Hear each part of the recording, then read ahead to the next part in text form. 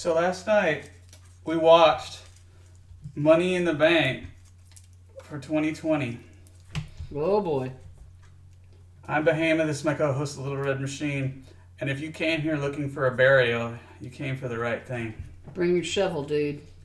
This show was done mostly at the Orlando Performance Center that they filmed NXT at, and there was also the main event, if you want to call it that, at the Connecticut WWE headquarters. We had an argument. I wanted to wait until we got on the air because we were arguing whether this or WrestleMania was worse, and I said this was worse, and you said WrestleMania is worse. So I want you to put forward your argument right now. Well, let's see. Let's start with their intro. Had not a damn thing to do with WrestleMania. At least in the past, they connected that. It was like it's supposed to be an introduction to what was going to happen. Are you trying to say that pirates and swords and ships have nothing to do with WrestleMania? Absolutely.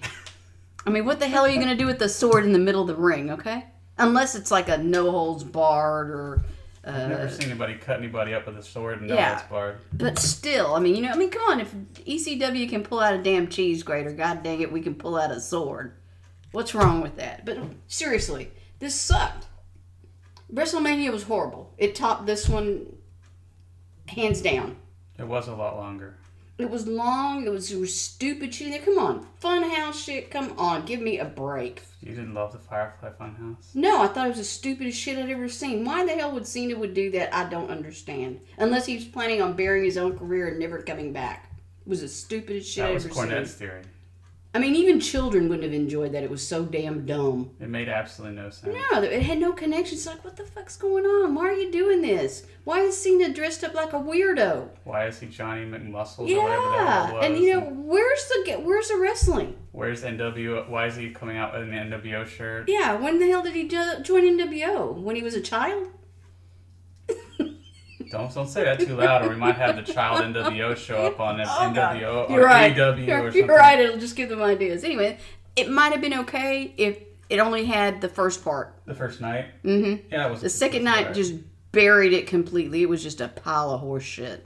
There was nothing redeeming on that second show, that second night. It was horrible. I think I blotted most of it out of my memory, to be fair. Come on. I mean, the what comes to mind immediately is the match with Edge. Yeah, the longest match. I think it was like the second or third longest match in WrestleMania history. And it looked like they were trying to stretch it out. That was the problem. That thing got stretched out. It's ridiculous. Like, the little gap that I used to play with. Where you like pull it and pull it and pull it, and then finally it just snaps. Well, they just pulled it until their arms snapped. Yeah. It was like the longest walk-in brawl you'll ever see in your life. I mean, no insult to the actual wrestling. Except Orton. Orton. I don't like Orton. I never have. He wrestles at the speed of slug. He's probably smarter for doing that because it keeps his body from getting beat up, but it sure is made for unexciting matches. It sure has bored the hell out of me. I can't watch his shit. It's great if you're having trouble falling asleep. Just turn it on. You'll go right to sleep. Edge did a great job for his first comeback, since he has come back to WWE. He did good. I enjoyed watching him, but it was just too damn long. Okay. Yeah. As for Money in the Bank, the reason why I hated Money in the Bank more than I hated WrestleMania is because at least WrestleMania, there was some things on it that were actually good. But I feel like this show was top to bottom 2.5 hours of total dog shit. Now, there's some things that were mildly entertaining, but it was still stupid. And it was just a fucking terrible show, pretty much from top to bottom. Come on, you got a food fight. In the main event where they're supposed to be fighting for a shot at the world title. Yeah, come on, that's just craziness. Yeah, okay, let's talk about the show now. I'm not going to say that you're wrong, but it's just picking between today's runny dog shit and the dog shit that you just pooped out just now and it's nice and firm. This is my other half of the argument in thinking about it. Money in the Bank is a pay-per-view, but WrestleMania is the crown jewel of everything you're supposed to do. This was the brown jewel. Okay? No, brown jewel, code for shit. Yeah, exactly. Code shit drill, that's it. Right there. But still, so you expect more from the crown jewel than you do from the brown jewel, right? Well, we didn't get it. We got nothing but shit. Yeah, I got a couple of good matches, and then a whole lot of garbage. Honestly, the good match on there, we're going to differ on this later, but I'm just going to go ahead and say this, was the one with Bayley. And that's I'm talking about WrestleMania's good matches. Money in the Bank. I don't think there was a single good match in the show. There was but there was a lot of effort put into that. There was levels of this is really fucking terrible. This is passable, and I don't think they ever hit good. No. But True. yes, there were better than others, but they were all pretty much WrestleMania. There was only one good point in that whole damn thing. AJ versus the Undertaker, You bet. and what was looked like a movie, but it was still better than pretty much anything else on the show. But you could actually get into it. You could relate to it. Yeah, it was a little on the offside. You had to kind of reach, but still, it was entertaining. Oh, absolutely! I can't two say really that. good performers. Exactly. I can't say that for the rest of that. It was just a pile of horse shit. So okay, I'll stop quit bitching. The very first, continue bitching. We'll just shift the bitching to Money in the Bank. All right. So first thing, we had an intro with a lot of ladder puns. This was okay. I mean, it wasn't great, but it was okay. And then we had our very first match. Did I miss? Oh yeah, they introduced Cole and Corey Graves, our bland, faceless, fake announcers. They sound so much alike, like drones. You can't tell the difference between the two of them. Then they had a 3-man announce crew later. It was Joe and 2 other guys, and they all sounded the same. Yeah, couldn't tell the difference. Everyone sounds the same. You're better off just tuning out the announcers because they never say anything of any value anyway. Because it's scripted. They're given a script to follow, and they have to follow it, and they're just drones. Yeah, they don't have any inflection whatsoever, no matter who they are. It's just worthless. Well, you forgot to mention one thing at the What's beginning, that? which I thought was stupid, and it goes with the rest of the show about with them going to the Performance Center to do the Money in the Bank match. They called it climbing the corporate ladder. No. That wasn't at the Performance Center. That was at WWE headquarters. Oh, that's right. The Performance Center is where they do the rest of the match. That's right. I'm sorry, I got it backwards, but I thought that was stupid. It was stupid. I mean, it was amusing, and it was somewhat entertaining, but it was incredibly stupid. Mm-hmm.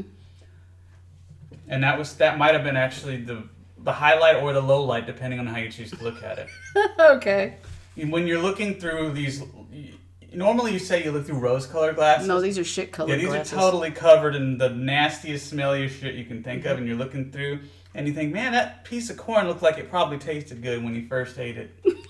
Jesus, yeah, you're right, though. Disgusting analogy, but very true. How can you have anything but disgust watching this show?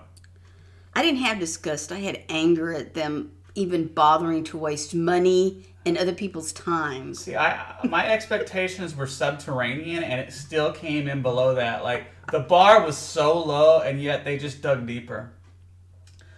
The very first match on the show was a tag team title match. The New Day versus Lucha House Party versus Miz and Morrison versus the Sons of Anarchy. I mean, the Forgotten Sons. I'm just messing with you. I know. But the New Day were the first people in the show to actually show any emotion, and the last for most of the show. Yes.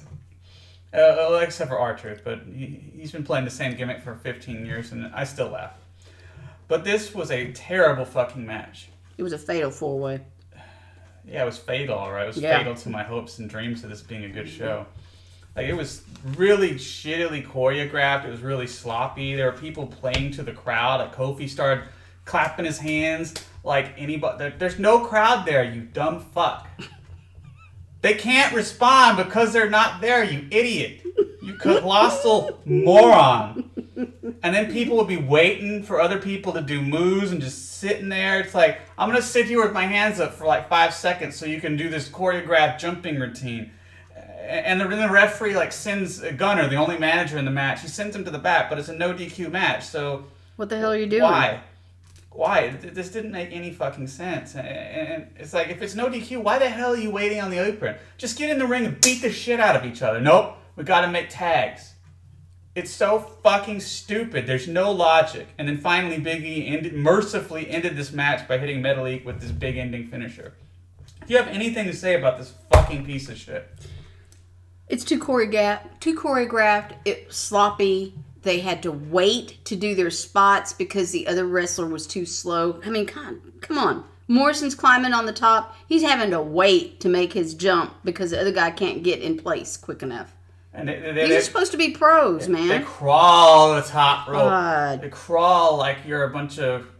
You got your knees hit like Tanya Harding style. I know this is an old reference, but like somebody just hit you in the kneecap with a crowbar. That's how quickly these people would crawl up this rope. It's terrible. And it's like, if you can't get up the ropes faster than that, then don't go up the damn rope. Yeah, it's ridiculous. Pick a move that you can do smoothly and quickly like you should do, or don't freaking do it. You should know better. I mean, these were not people that hadn't been wrestling for a No, long these are time. pretty These much were all pretty much veterans. veterans. Maybe Come on. I don't know about the Forgotten Sons. I don't know how long they've been wrestling, but the other guys, Come on, wasn't one of them Gunner? That was the man. He was the manager. Oh, Gunner okay. from TNA Yeah, for everybody. well, Yeah. So he wasn't in the ring. Yeah, it was And pretty then shitty. After the match, we had an awful Lacey Evans promo, which was like every promo on the show almost was exactly the same. I'm gonna beat you. I'm gonna make say some stupid catchphrases and say it in the fakest, most monotone, stagey way possible. And she's got this. I hate her gimmick. Her gimmick sucks. Poor It woman. makes me angry to associate with this because it's a Southern Belle. She does not look like a Southern Belle unless a Southern Belle in Vince McMahon's warped mind. It's like you got all these different colored clothes on and you got a bustle, or it looks so bad. Well, what about the seams that go up her ass to her waist that are supposed to be her stockings? It's just retarded, man. It's like it's awful. Just then we had a Drew McIntyre promo. And it was basically the same thing, which is, I'm Drew McIntyre, and I'm going to beat somebody up. Problem is, they have no inflection. Their They voices are monotone. I'm assuming it's because they tell them to say this, and you have to actually just... Again, they're so scripted. It's unbelievable. And it makes it boring, because they all sound the same. They're all saying the same thing, everything in their promos. It's not like when you watch like a Rock or Stone Cold, and they got passion and fire, and man, they're pissed, and they draw you right in. These people draw you right into sleep. And then we had Truth come out to play to the crowd, saying he's going to take on MVP and doing his was up stuff, which is stupid, but it was kind of funny because there was no singing with him, and he acted like the crowd was there anyway. He would lean out and put the microphone out so you could hear the crowd. Which, of course, does not exist because we're all in quarantine for the rest of our lives. And then MVP comes out there looking 100 years old. And Lashley interrupts it and says, I got this. And MVP's like, okay, you want to kill him? I'll leave. So MVP showed that he actually had more sense. And this match lasted, maybe 3 minutes? Maybe? Oh, yeah. Lashley just mauled Truth in no time and pinned him. It was a nothing match, but it also might have been the best match on the show. If you want to look at it that way. If you want to look at it as a wrestling match that had a purpose... Had some psychology behind it. Yeah, which is the big guy comes out there and kills somebody. That at least made sense. Most of the others either didn't make sense or were crap. True. And then we got 2 more boring promos. We got the Possum King, Corbin. Oh, God. And I steal that from Jim Cornette, but it's a perfect analogy because it looks like he has a dead roadkill across his shoulders. And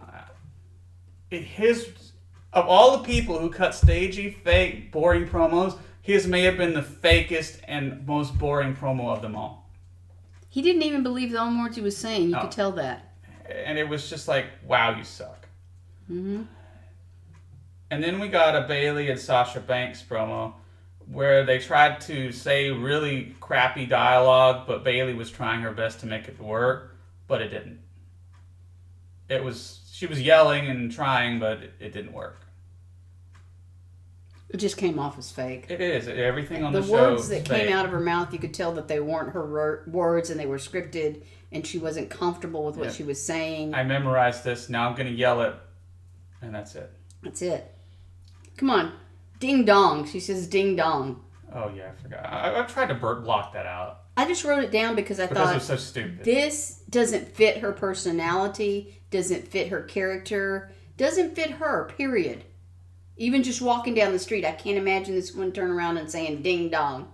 Yeah. Give me a break. So Bayley and Sasha are playing the buddy role that they're eventually going to break them up.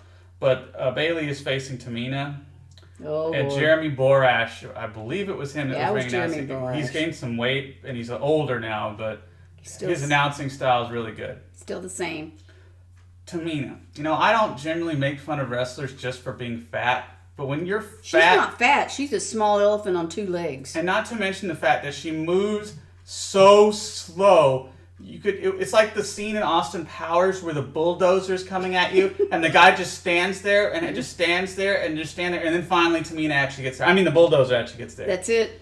you saw multiple times where Bayley and even Sasha had to slow down because Tamina was slowly inching her way over there, where it was so bad. And Bayley worked her ass off. Bayley had to work to make her look good and to drag something out of her. She was having to wait on her. Constantly. So while she was waiting on her, she was ragging on the commentators, talking to Sasha. She was trying to make it look like this is what they were supposed to be doing. She worked her ass off. And overselling. Don't forget. She worked it. She worked it really good. She tried I give to her make credit. something out of this, but my God, Tamina is horrible and way out of shape. Come on, look at her clothes. It looked like huffing, she cut it. She so was to get it on. huffing and puffing like, I don't know. I don't know what to say. It was like Yokozuna back in his end times, like the last year in WWE, where he just was totally blown up within seconds. Yeah, but he was a lot older than her, and he weighed a lot more. This woman is a lot younger. Well, to be fair, Yokozuna outweighed just about everybody. But yeah, yes. but,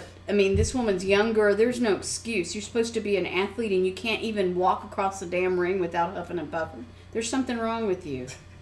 Plus, she couldn't do her moves right. She was slow. Yeah. She was inept. Hell, she couldn't hold Bayley. What was it she did with Bayley where she almost dropped her? I can't remember what it was. I think she did like a two-handed tree slam or something. Yeah. I don't know. But I know she almost dropped her, and I thought, oh God, she'll break her neck. Yeah, it was. It was terrible. It was a terrible match. And Bayley tried to make it. And Bayley won with a roll-up. Mm-hmm. Which I guess makes sense considering the way this match was structured, and she retained her title. Yeah, it was not good, but I'll give it credit for Bayley because I'm like, she's trying her best, but you can't make something out of nothing. You can only pull so much out of something when they're inadequate and inept. And then we got another shitty, stagey promo, this time from Seth Rollins. Talk about Sasha's hair.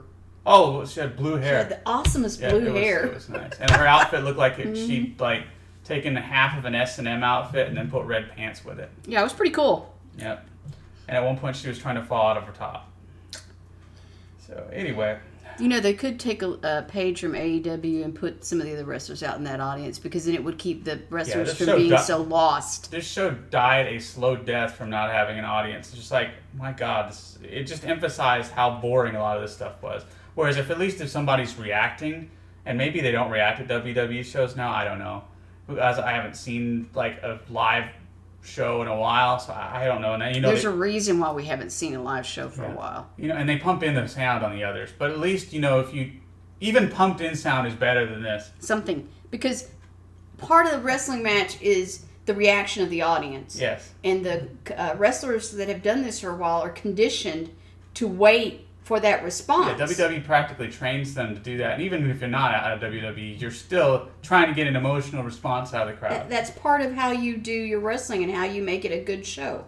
So without it, it's just kind of lost. Yeah. But AEW started putting their wrestlers in there, and I think it made a big improvement. I think it would be I will bury AEW for many things. But not for that one. That's a good point. Yeah.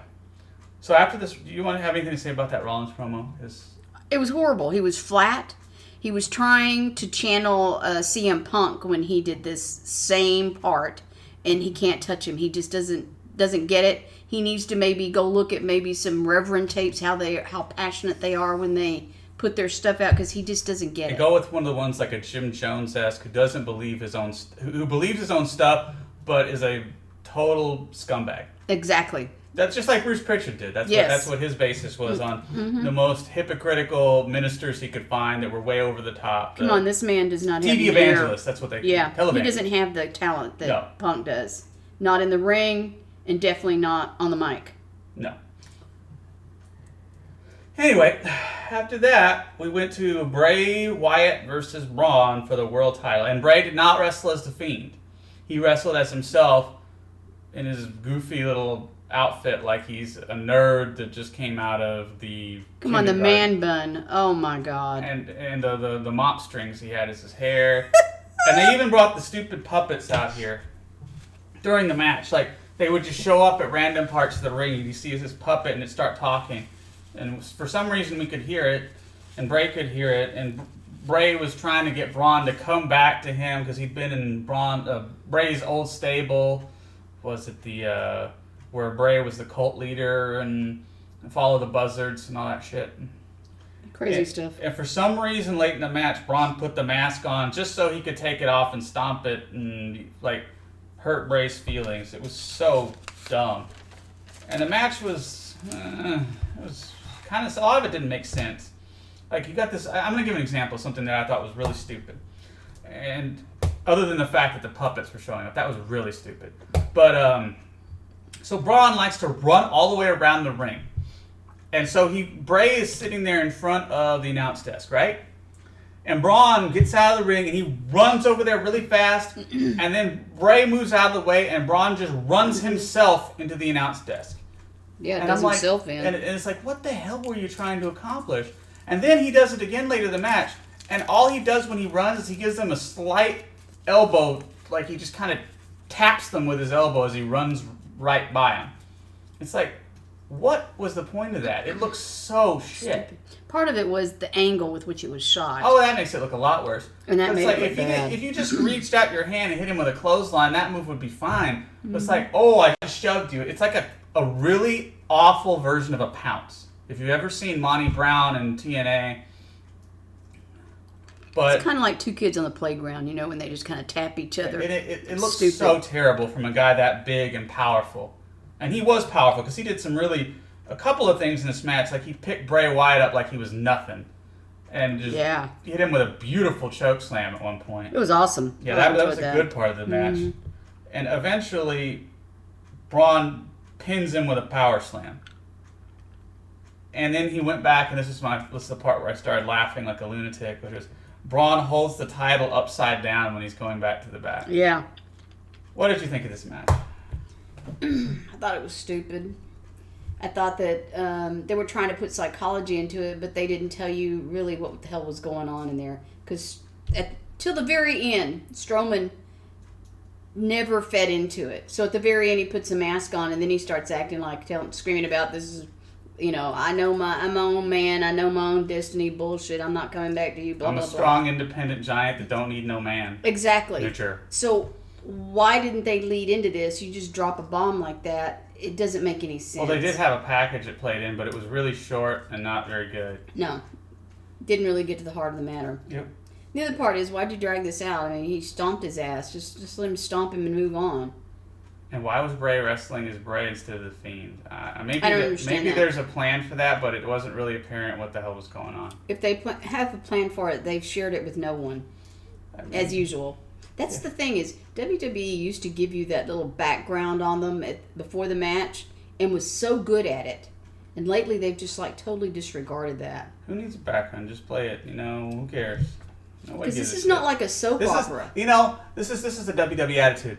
It's all fake anyway. You know it's fake, so fuck it. Here's some shitty wrestling with some garbage storylines. It's all stagey. Fuck you. You're going to watch it anyway.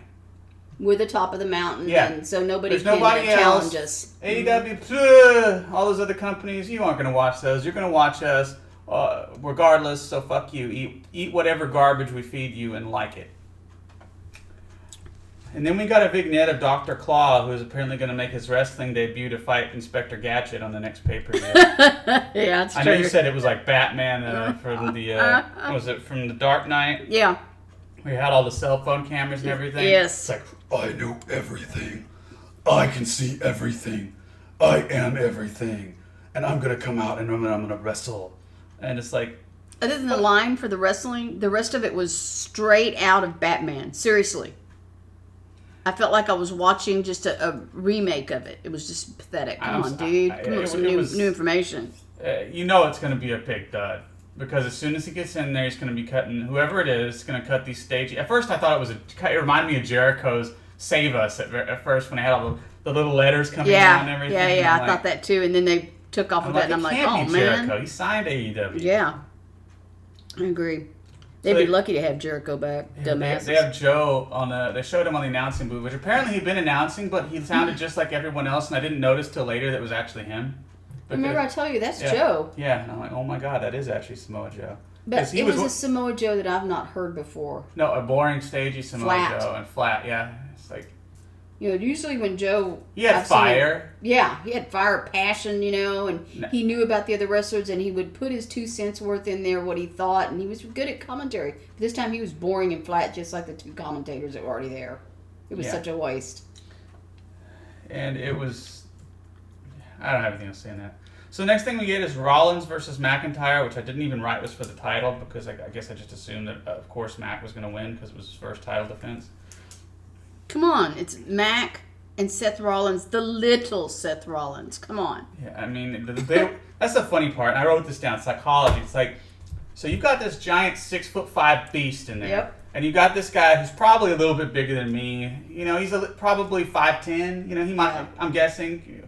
You know, wrestlers always overestimate their height, but let's just say he's 5'10", 6 foot at the most, and I don't even think so. But just think about this. For the sake of argument. Yeah. So you got this guy who's like half a foot bigger than you, and this other little smaller guy who's the heel. How would you think this match should go? This is what I thought. So Drew comes out there, he beats the shit out of Seth for like 2 or 3 minutes, and then Seth cheats and takes over. We get some heat, and then we go as however it goes. But instead, what they did was they portrayed them as equals in strength, which is totally fucking ridiculous. Because look at these two guys. I mean, Drew's leg is almost as big around as Seth's torso. Yep. His lower torso, not his upper torso. He does have some strong upper body. But it just was fucking ridiculous. It'd be like if Daniel Bryan got in there with Brock Lesnar and was pushing him back to the ropes. Yeah. And then Seth did cheat, and then it made more sense. Like Matt was screwing with Seth when he was up, and then Seth was saying the same thing over and over again, which apparently he's done in both the matches I've seen him in lately. He just says the same thing over and over again as his way of taunting the good guy because he doesn't have any originality, I guess. Or maybe they tell him to. Who the hell knows? I don't know. Either way, it's not a good performance. It's just boring. And I didn't write much down about the match because it was pretty formulaic. And after the first part, which made no sense, and that pretty much took me out of it. Because I'm like, what the hell? And it was all right. It wasn't terrible, but it wasn't that big a deal. And eventually, of course, McIntyre won with the Claymore. And it would have been a lot better match had there been a crowd reacting to any of this. It just felt like it's weird to have a heat spot, and then the babyface fire comes back, but there's no reaction to it. It makes it. The other part is you've got commentators who are flat and boring. So if you have commentators that have some fire, or you give them enough of a lead to actually he's pumping up. Thank you. Stone Cold, something, anything, anything, some action. Even the slightest amount of passion in this fake, boring, scripted show. Come on, Drew McIntyre was taunting the referee, was taunting Rollins, he was taunting the commentators. Drew did some really awesome shit in this match, I will say that. Very good. Even though the setup was kind of stupid, he did like a German suplex while his legs were in the turnbuckle and threw Rollins halfway across the ring. He suplexed Rollins from the ground while he was on his knees. He's on his knees. I love that. This guy has some talent. If you just come on, he's on his knees and he's still as big as Seth Rollins. Yeah, and it was. I was expecting a better match.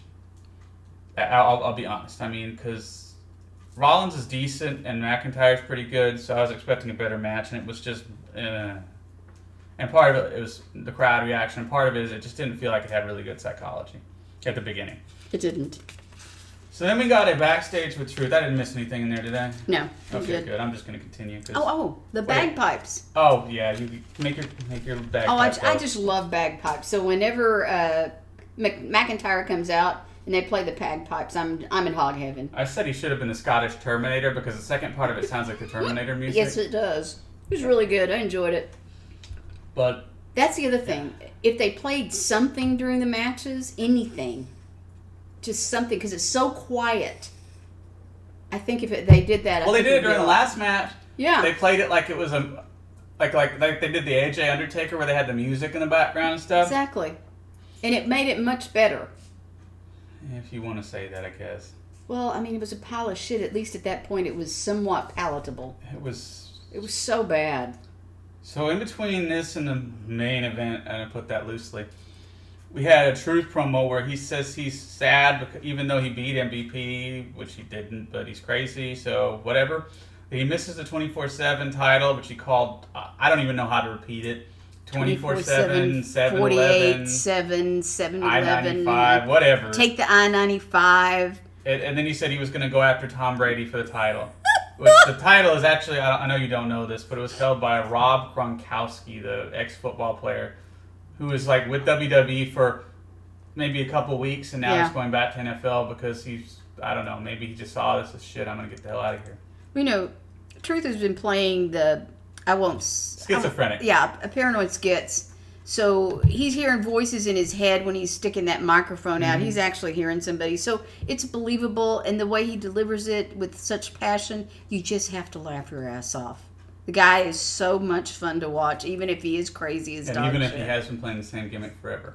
He's still fun. At least he has passion. Yeah, he's And that- enjoying what he There does. is no passion from the majority of No. the show, and I think it's been beaten out of them. I don't even blame the wrestlers.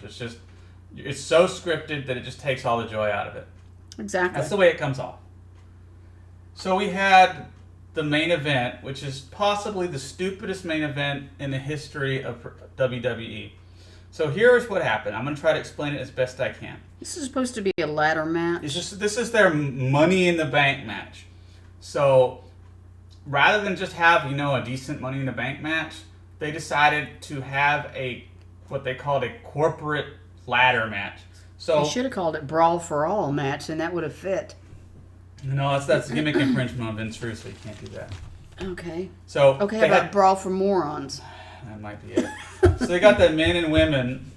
I believe it was 6 men and 6 women. Yeah.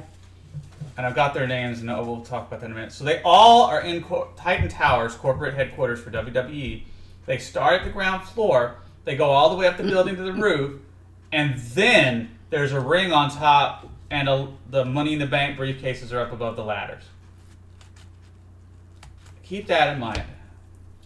And the men and women all are going for 2 briefcases up on top. So at Turf Times, they both show up at different parts of the building, the men and the women. And it's total chaos. It's entertaining in that there is so much chaos, but it's also incredibly stupid because there's all kinds of dumb things happening. Like cameos by Brother Love and Doink the Clown. There's a room where there's a coffin and blue lighting for no apparent reason, just so AJ has flashbacks of getting buried by The Undertaker, which admittedly I thought was fun, but it also didn't make a damn bit of sense. And then they had to talk about the food fight. Oh, God. That was the stupidest thing I've ever seen. They go in, and Paul Paul Heyman is sitting there with this table, and it looks like a big smorgasbord. There's all kinds of food in different sized bowls, pans, whatever. And he's just chowing down because that's Heyman. Heyman loves to eat. And, of course, he's the GM. So they're all just kind of looking at him. And then all of a sudden they start throwing food at each other. Otis screams. Otis. He's like, He grabs a sandwich and takes a bite, and then he starts screaming. food fight! And then they all start throwing crap everywhere. I think somebody hit him with a platter. It looked like macaroni salad, Paul Heyman. And they choked out Ray. Shayna Baszler chokes out poor Ray. And then they get Nia Jax and Otis, the 2 fat wrestlers, to smush him like a Ray sandwich. Yeah, it was horrible. Yeah, I'm Poor like, thing. poor Ray. That was mean. His bones are broken. He's done. Actually, I don't think He's got he didn't trauma. even show up after that, right? He was just done. I don't think he did anything after that. He did show up for Did he? briefly. I don't even remember. I thought he was just dead. No, he showed up. Oh, they throw briefly. 2 people off the top of the roof and didn't even acknowledge that it was, that it would probably kill them.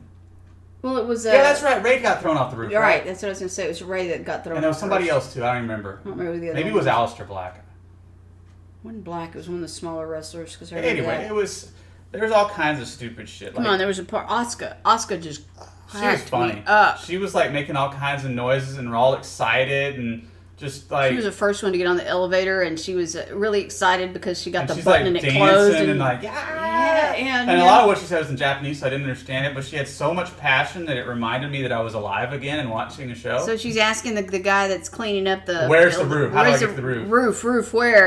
And then they come up and behind then she it. starts rapid fire Japanese when Mm-hmm. he doesn't understand her, and he's like, "What the fuck is going on?" Yeah, he's got that look like deer in the headlights, like, oh shit, you know. I don't know what to say. I don't know what he This say. Crazy woman ranting in a combination of English and Japanese. And then what happens? The other 3 women come up behind her, and she's like, "Oh my she God, hits what do him I with the do?" broom, She hits yeah. him with the mop. Oh, the mop, I'm full sorry. of water, whacks him, and I'm And like, then "Oh runs my God." like and hell. Then runs like hell, babbling the whole time. So I'm laughing, and I'm like, and then I think about Funny. after a while, after I'm laughing hard at this, I'm like, this is a world championship title at stake in this thing, and I'm like, this is so stupid. I mean, I'm entertained. Don't get me wrong, it's entertaining, but it was so dumb. It The reminded point is, though, that they build it as a match. A Money in the Bank match, which So is... if you're gonna do all this chaotic shit, that's fine, but don't build it as a wrestling match, like, free for all or something. We forgot one part. You know how for a million times they say, and I wanted to build up to this, they say that the title, the Money in the Bank, is on the roof, right? Right. So they bang into this boardroom. Yeah. And I think it was Dana Brooke. Gets up on top, and there's this Money in the Bank that's hanging above but it's a clear... Yeah, it's a clear briefcase full of actual, probably fake cash. Look like some kind of... Yeah, it could have been cash. It could have, yeah, it was like fake money, is what it looked like. And she pulls it, and she thinks she won. She's just like... and I want to reach the screen. You dumbass. They've said it was on the roof. Oof. Over and over and over again. And Stephanie Mann finally comes in there and tells her she's stupid and she needs to go to the roof.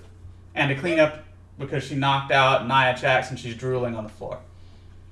And, yeah, there was a spot also where AJ and Brian Danielson were in there and they were interrupting Vince doing something. They went into Vince's office. Yeah, Vince's office. He was writing something and he got mad and he looks like shit. He looks like, man, he's dead. He just ain't laid down yet. What happened? Maybe Undertaker brought him back from the dead at some point. Whew. But damn, does he look old. Rode hard and put away He's wet. been old for a while, but he's never looked his age. He always looked like he had some life in him, and now he just looks like a zombie. He had these huge circles and bags under his eyes. Vince needs to eat somebody else's soul so that he can return to being the person he was. He's got a lot of money. He needs some plastic surgery, man. Damn, he's scary looking. It was kind of horrifying. But as far as the actual end of the match, because it's hard to really analyze it because it's not really a match. It's just like total chaos all the way through and just all kinds of stupid shit. And like they're fighting in the gym, they're fighting in the boardroom, they're punching each other in the elevator, although you can't see it. And then they get up to the roof. And my favorite part of this... I know what's coming. So Corbin and Asuka are going up the sides of this ladder. Because both of the Money in the Bank briefcases, you just think about this, they're sitting beside each other. And Asuka was almost all the way up there. And Corbin is calling up. He says, no, don't get the briefcase. Instead of just taking the men's briefcase while she takes the women's briefcase, he tries to stop her from winning the women's case. So Asuka slaps him in the face and kicks him and knocks Corbin off the ladder. It's awesome. Asuka totally punks out Baron Corbin and then pulls the briefcase down and she wins the women's side of the match. So the women's match is done at this point. But I laughed so hard seeing... I expected them to make a thing about the two briefcases, that they pulled the wrong one, because they never differentiated which one was which. That's true, they didn't.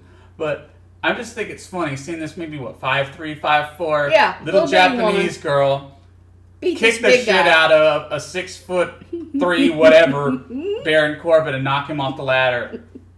She was awesome. She and was I'm just just a like, fireball. this is so funny, but that buried him so deeply, and I laughed so hard.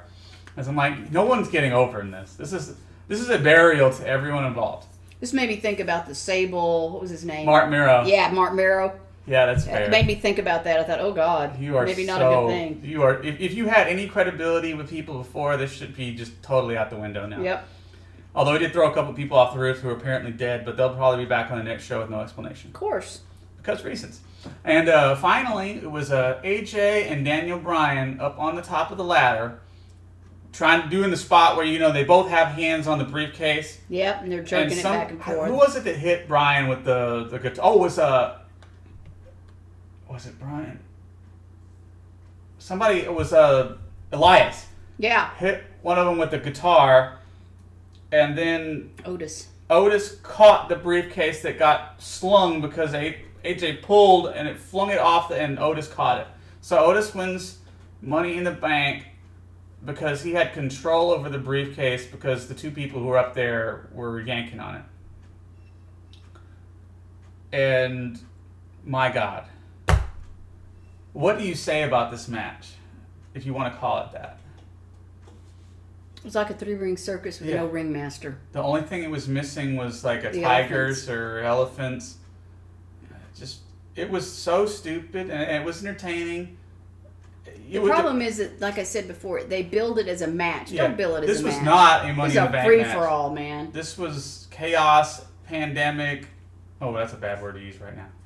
But anyway, yeah, it was both maybe the best thing on the show and maybe the worst thing on the show, possibly at the same time. But overall, this show was a piece of shit. I'm going to say this because I'm still arguing about the WrestleMania thing. WrestleMania pissed me off, agitated me, and made me want to tear things up.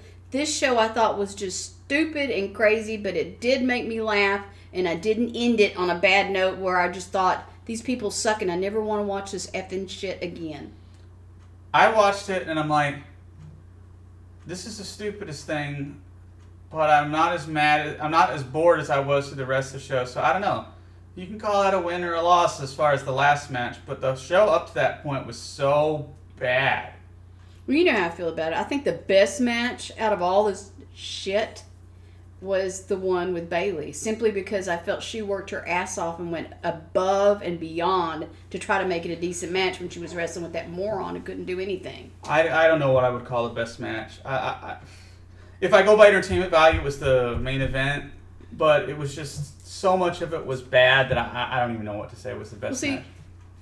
I'm looking at it as this is a wreckling show. You're billing these as match. So as far as the best match that actually seemed like a match, I think it was Bayley's. Realism. Okay? Yeah, okay. But if you want to talk about entertaining me, the last one made me laugh my ass off because it was such a freaking train wreck. It was a clusterfuck. Oh my God. It would have been a great Vince Russo special right there. Asuka just killed me. Oh, I love laughed Asuka. so hard. She was so energetic and she was so passionate in a show that had very little of that. Mm-hmm. That, yes.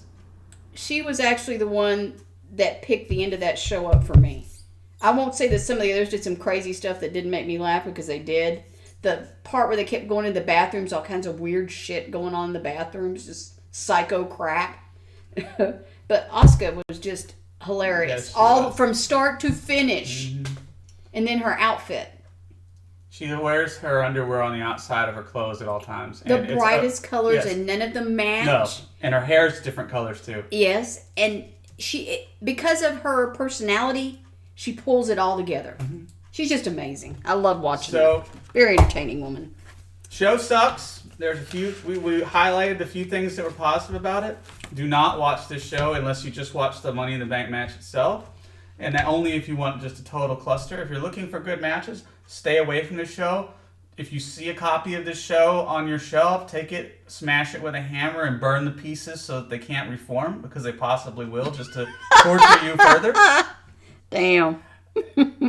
Hope everyone enjoyed listening to us rant for however long it's been. About 40 minutes, it looks like. Oh my gosh, it went that long. So, if you have any final words? Don't buy this. If you get it for free, you can watch it. You can just scan through what you don't want to watch. But don't buy everything. Yeah, just go to the last match, and that's done. It's Bayley in the last match. That's it. The rest of it's not worth the crap. Take care, everybody. Talk to you soon.